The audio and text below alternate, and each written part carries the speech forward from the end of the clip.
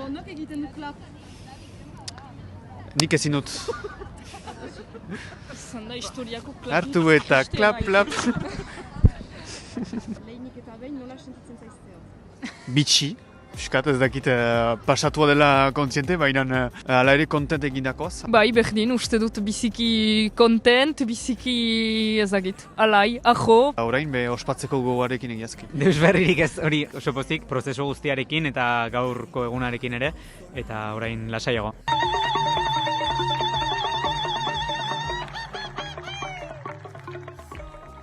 Jakinik gure mezua zela lekukoan, ene aldetik abiatu zelaik korrika hortik aitzina. Egun guziz banituen mini atake batzu. Ene gorputzak erten zidan, zure mezua da eta Bilbon berko zuira korri eta horako gauzak. Beraz, piskat estresagarria izan zait, gezurrean bizitzea. Niri gezurra biziki gustatzen zait. Eta beraz, atxeman dut, ez dakin noean, ikingarria hori ukaitea majegunez eta polita zen aldi berean, pixkat historioak asmatzea, oktara iristeko, baina argiki desberdinki, azkenean ikusi dugu denek momentu batez altsasun uste dut lekukoa erori dela tabarneko hitza. Eta agian ez baginuen guk idatzia nuen hainbeste panikatuko bideoa ikustean, korrika berezia dudarik gabe. Bai, berdin, azkenean konektatzen zarenean eta ikusten duzunean herri desberdinetan lekukoa pasatzen, sentitzen zara ere horren parte beste modu batean, eta nik uste dut hemendik aurrera beti ere izanen dugula urte hontako zerbait barruan. Bai. Itolagia senditzen da holako proposamen bat ukaitean. Duda, pixkat, janen nuke. Bai, berdin, zalantza hasieran gutako inork ez zuelako ikusten ere bere burua aurrekoen pareko, ez? Nik eganako tene buruari bizian behin gertatzen alden zerbait dela eta animatu ginen azkenean. Erronka potoloa da, eta azkenean gu gira hori Euskal Herriko zazpi gazte pixkat hola, neork ezagutzen ez dituenak. Baina aldi berean hori da mezua ere, hori da edukia gabe ere, azkenean Euskararen aldeko bojoka dela denena. Baina nik uste dute hau dela korrikak indun desmartxa bat berez polita dena, gazteoi eman nahi izan digutela kotokia, eta leirekzion bezala gazte ez hain ezagun, anonimoi, eta Euskal Herrian ere Euskara onaino iritsi bada, izan da milaka pertsona anonimo hori esker, eta guk nahi izan dugu ere egin batean ordezkatu Euskal Herriko gazte euskaltzale guztiak.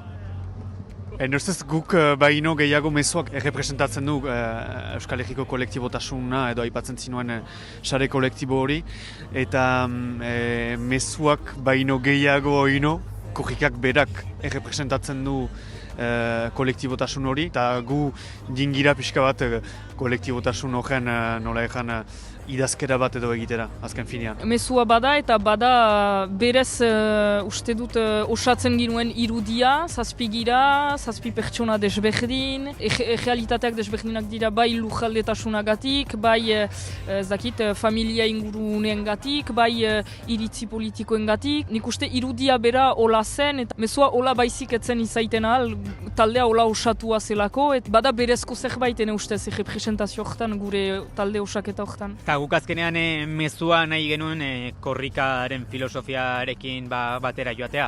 Eta korrika ere bada hori, korrikan euskararen alde den guztiak du bere tokia, korrika bera ere bada metafora bat agian, jende desberdina, batzuk erritmo azkarragoan, besteak mantsoago, umetxoak, adinekoak, norantza berdinean euskararen alde elkarrekin ez doazen bezala, testua ere horrela egin nahi izan dugu elkarrekin, eta denok norantza berdinean. Lemak dio Euskara gara, eta beraz aditzoktatik ere abiatu ginen, ze gara beraz da izan, eta hor pentsatu genuen bada izan eta bada egon horrek ekartzen du mugimendua eta bojoka eta ekintza, eta uste dut hori zela ere mezuaren funtsa. Zaila dela egitea pasibotasunetik eta behar dela egin Euskararen aldeko ekintzan. Korrika bada konpromiso hartze masibo bat, Euskal Herrian seguraski ez da beste ekimenik, atxikimendu emozional mailan hain indartsua, eta orain leirekzion bezala korrika bukatu da, baina segitu behar dugu bakoitza gure eremuan Euskararen alde egiten.